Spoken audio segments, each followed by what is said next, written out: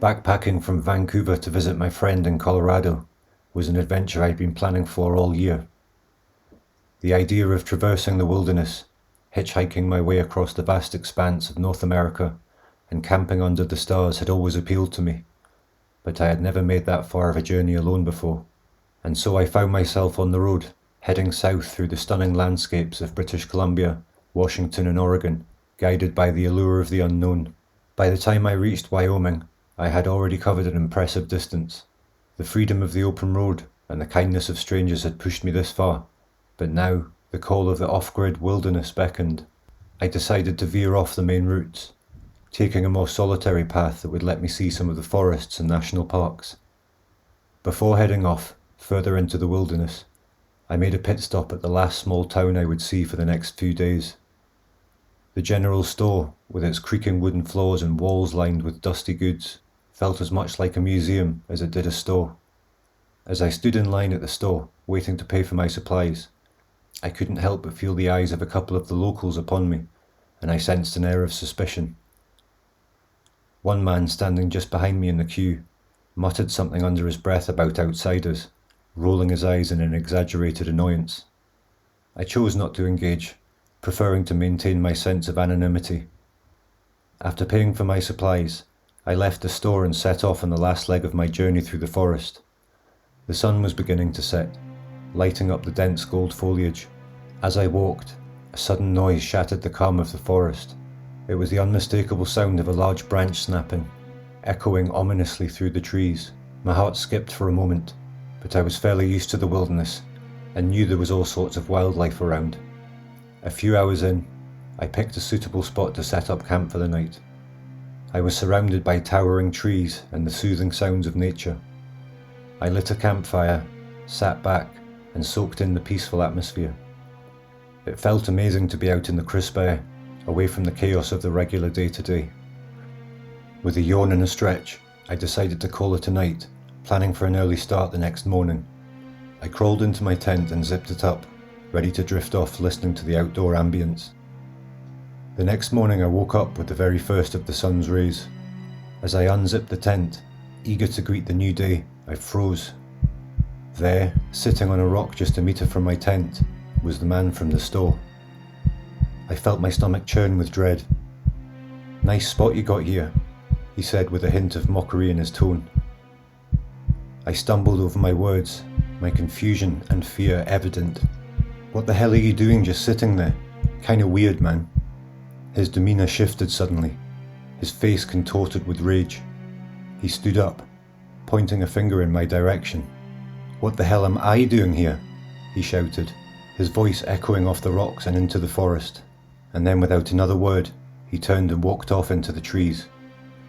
Still half asleep, I tried my best to maintain my composure. I packed up my tent as quickly as I could, my hands trembling, and continued my journey through the forest. All day I could hear the sounds of branches snapping and rustling leaves, but I never saw a soul, constantly bouncing between admiration for my scenic surroundings and jump scare paranoia. As the sunlight began to fade, I threw down my backpack and decided to set up camp by a serene lake. But in the darkness, I was struggling to get a fire going, my nerves frayed. I reached for my bag and was suddenly stopped in my tracks as a gunshot rang out in the near distance, sending echoes through the trees. I jumped to my feet, not knowing which direction to look. Then I heard the rustling of leaves growing quickly louder, approaching from the tree line. My heart raced as I watched the dark forest, waiting for the mysterious stalker to appear. But suddenly there was a different voice, one I hadn't heard before. "Hey, what's happening? What's going on?" called out a concerned voice, followed by the sound of multiple approaching footsteps through the leaves. Another group of backpackers emerged from the forest, flashlights in hand. "We heard a gunshot nearby," one of them explained, with genuine worry in their eyes. As they ran over to me at my campsite, the sounds of the man stalking me ceased, and he was nowhere to be seen or heard.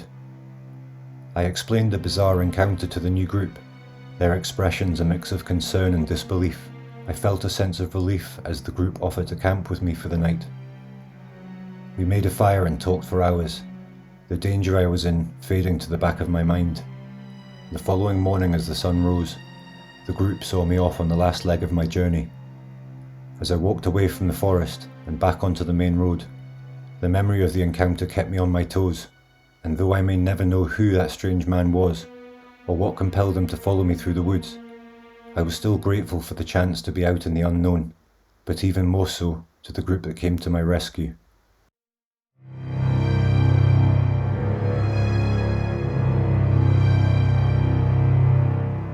My friend and I were embarking on our first major backpacking adventure through Australia.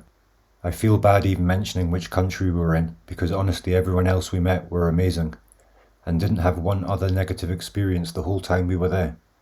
We were a bit green, and in hindsight naive, but full of confidence and ready to take on anything. Our plan was to hitchhike and camp along the way, trying to save as much money as possible for when we got to the cities so we could have a good time.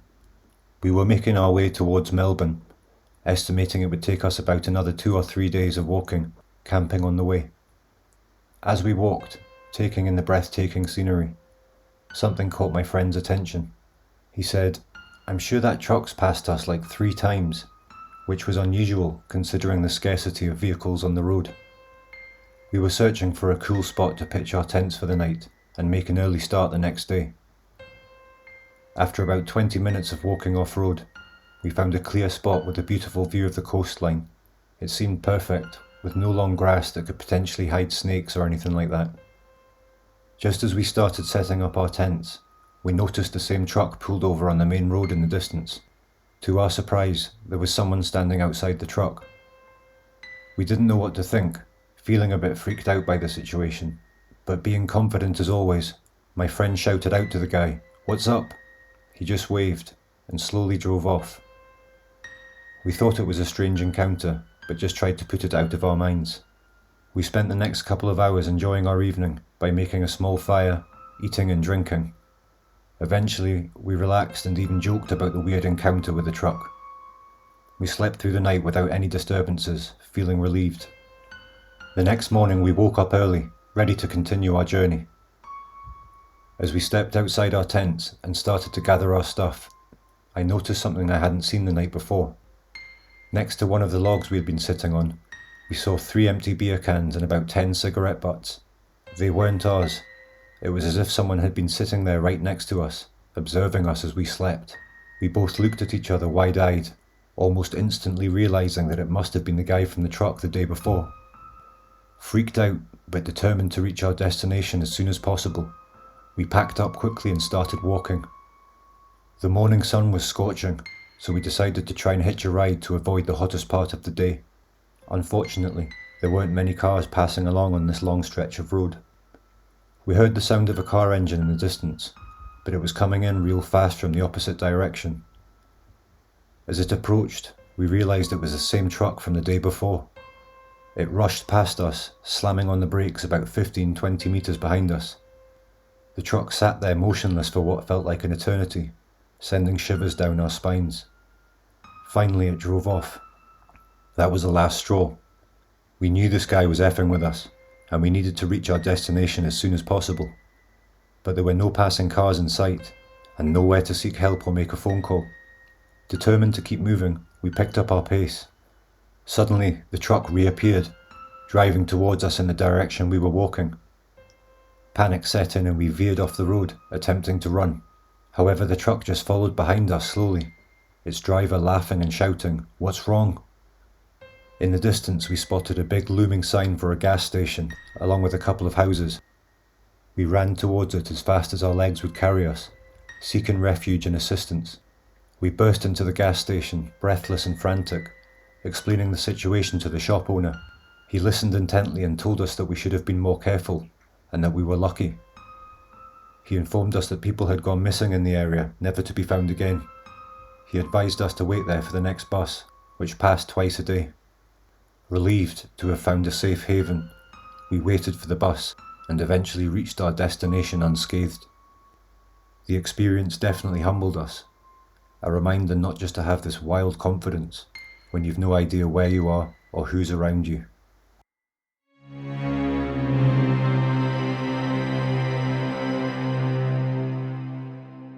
Backpacking through the rugged terrain of the Pacific Northwest was something I'd talked about for ages. So with my backpack loaded with all my gear and supplies, I set off, excited for the open road. I hitchhiked through wild routes and winding roads and met an array of fascinating people along the way, but it was a ride I'll never forget that still gives me the shivers. The sun was low in the sky when I got picked up by a man in a beat-up Toyota truck.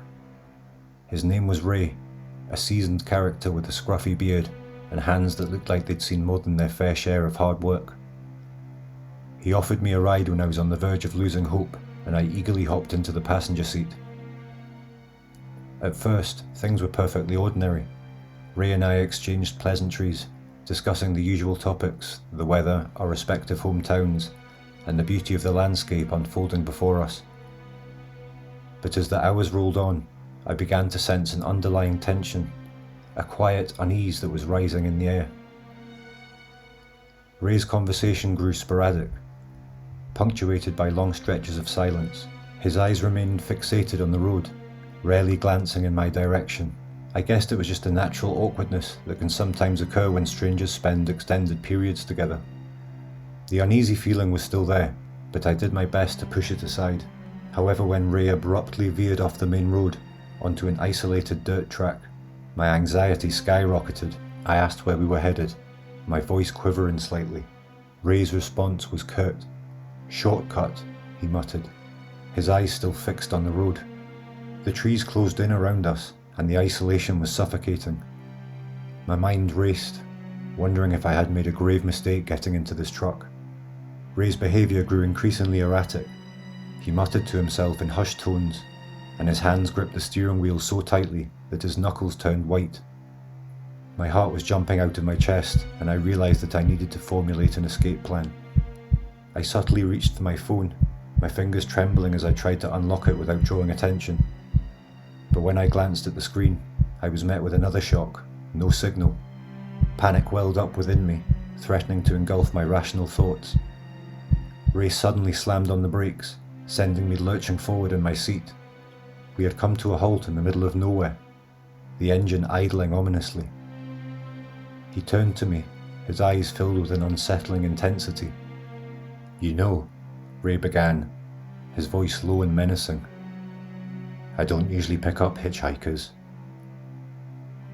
I stammered out a response, trying to keep my voice steady. "I appreciate the ride. If you want, I can get out here, no problem." But Ray didn't respond. Instead, he reached under his seat and pulled out a rusted, ominous-looking wrench. My blood ran cold as he gripped it tightly in his hands, his knuckles turning even whiter than before. For a moment, it felt like time had stopped. My mind raced, searching for reason and a way out of this nightmare. With a surge of peaking adrenaline, I flung open the passenger door and bolted from the truck, not daring to look back. I ran through the woods, branches scratching at my skin, and didn't stop until I reached the lights of a 7-Eleven by a main road, where I was able to get myself together and finally find safety in amongst the public.